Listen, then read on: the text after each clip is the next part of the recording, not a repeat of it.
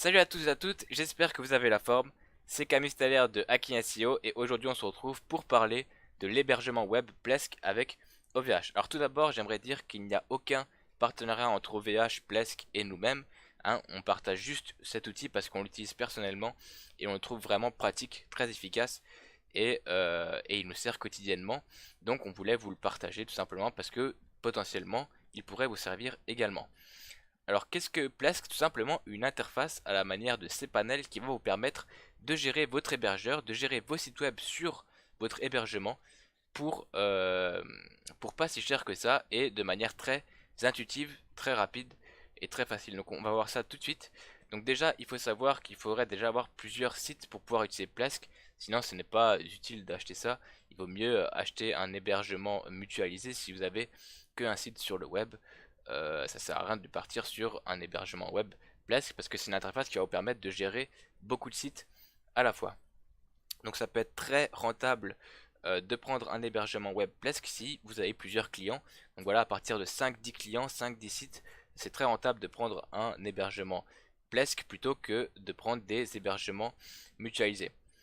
Donc en fait, avec l'hébergement Plesk, vous avez votre propre IP, vous pouvez gérer votre serveur comme vous l'entendez, et du coup, vous avez tous vos clients qui sont centralisés au même endroit. Donc j'ai fait une vidéo pour en parler, je vous invite à aller la voir, je mettrai le lien dans la description. C'est pas le sujet de la vidéo, là je vais vraiment vous présenter l'outil et voir qu'est-ce qu'on peut faire avec.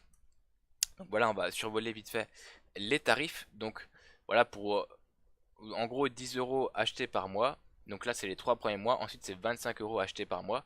Vous avez 100 gigas d'espace web, donc c'est déjà pas mal, vous pouvez déjà mettre pas mal de sites dessus et vous pouvez mettre jusqu'à 30 bases de données, donc jusqu'à 30 sites sur l'hébergeur. Donc voilà, donc pour 25 euros achetés au mois, voilà, vous en avez pour plus de voilà, environ 300 euros à l'année et vous pouvez mettre jusqu'à 30 sites sur cet hébergeur. Donc ça vaut déjà le coup par rapport à prendre 30 hébergements mutualisés à 50 euros. Je vous laisse faire le calcul. Le calcul est assez vite fait et vous voyez ce que vous économisez à l'année. Donc voilà, donc il y a plusieurs options. Donc là c'est celle de base, 100 Go, voilà. Vous pouvez prendre moins si vous le souhaitez.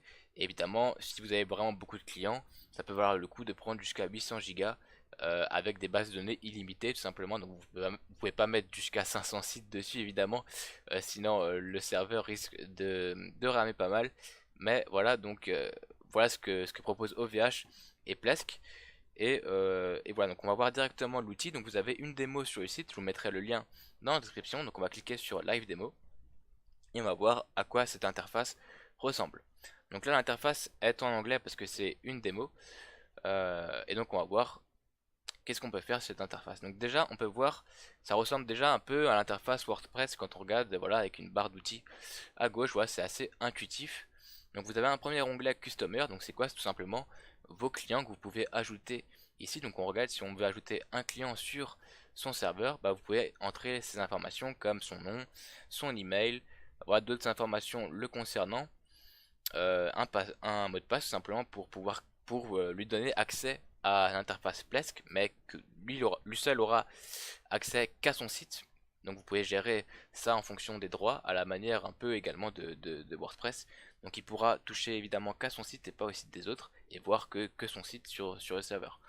Donc ça peut vraiment être très utile si vos clients demandent un accès à vos serveurs, à votre FTP, bah, vous pouvez directement lui envoyer ce lien Plesk avec son mot de passe et il pourra directement se connecter à son Plesk quoi.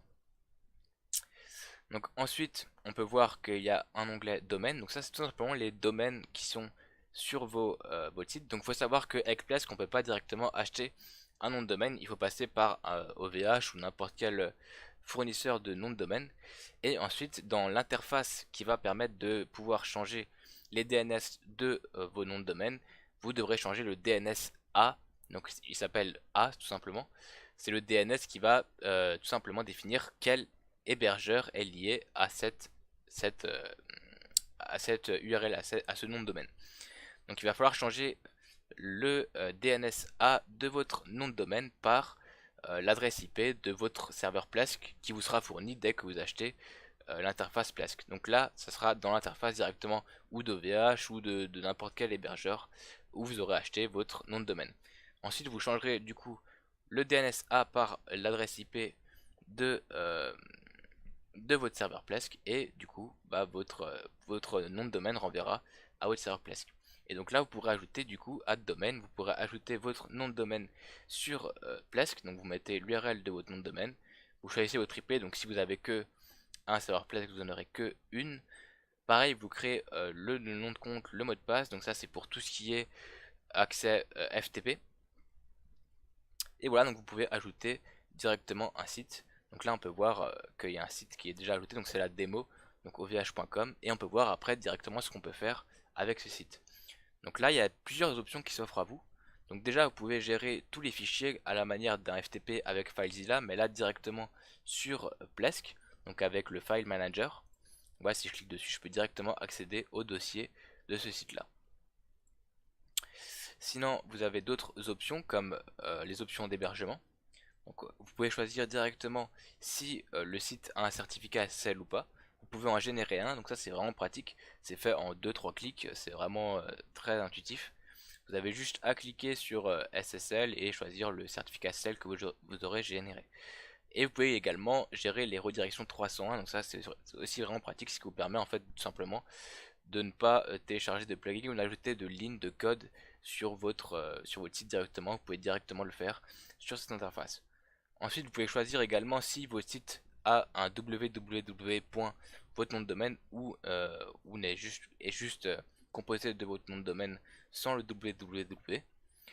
Ensuite, vous avez d'autres options comme les options, la version de PHP que vous préférez. Voilà, PHP Setting.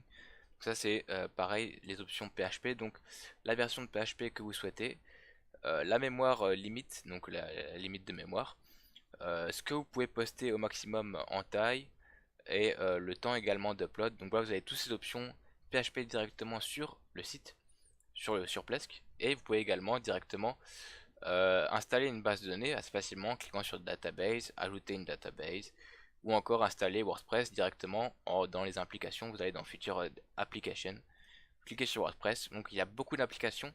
Là je vous montre juste WordPress, mais il y en a beaucoup sur Plesk. Vous avez les principaux CMS qui existent.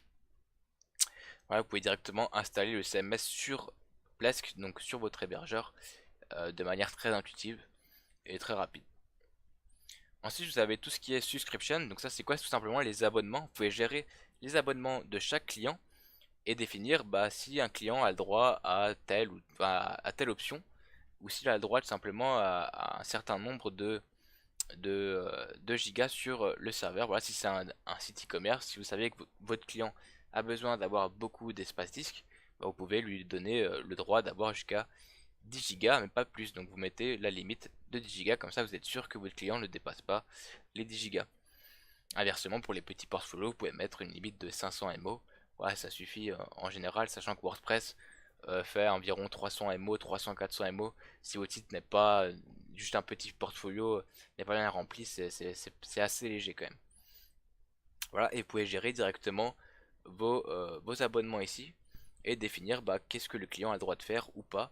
S'il a également le droit d'avoir des adresses mail, vous pouvez gérer également toute l'interface mail de chaque client ici. Les DNS aussi, toutes les options Apache et Nginx. Alors vous avez vraiment beaucoup d'options directement sur Plesk et tout est centralisé, c'est vraiment pratique. Voilà. Euh, voilà. Donc ensuite vous avez également différents outils qui vous permettent de mieux gérer l'interface et de voir un peu toutes les options que propose cette interface. Vous pouvez également la customiser avec votre logo, avec ce que vous voulez. Et voilà, donc vous gérez votre profil, manager tout ça. Donc ça c'est vraiment une interface très pratique. Je vous invite à aller voir cette démo vous-même et à vous balader dessus, voir un peu ce que vous propose l'outil, ce que vous pouvez faire. Et moi je vous conseille vraiment de prendre cette interface si vous avez, comme dit, 3, 4, 5 clients et que vous savez que vous allez en avoir plus par la suite. Prenez directement cette interface plutôt que de prendre plusieurs serveurs mutualisés. C'est vraiment pratique et ça vous sera beaucoup moins coûteux. En plus de ça, c'est très intuitif, ça coûte pas si cher. Voilà, c'est vraiment l'idéal. Donc on vous conseille vraiment de passer par là. Nous on utilise ça depuis maintenant quelques mois et c'est un vrai bonheur. Donc voilà, donc c'était Camille Steller de Hacking SEO. Je vous invite à aller voir d'autres vidéos sur le même sujet. Donc on a fait plusieurs vidéos sur les hébergements web. Si vous savez pas quel hébergeur choisir lorsque vous démarrez dans le dropshipping, dans votre business en ligne, dans votre portfolio, voilà, c'est toujours une question, voilà, quel hébergeur dois-je prendre pour commencer. Voilà, donc on vous invite à aller voir tout ça. N'hésitez pas à liker la vidéo si elle vous aura aidé.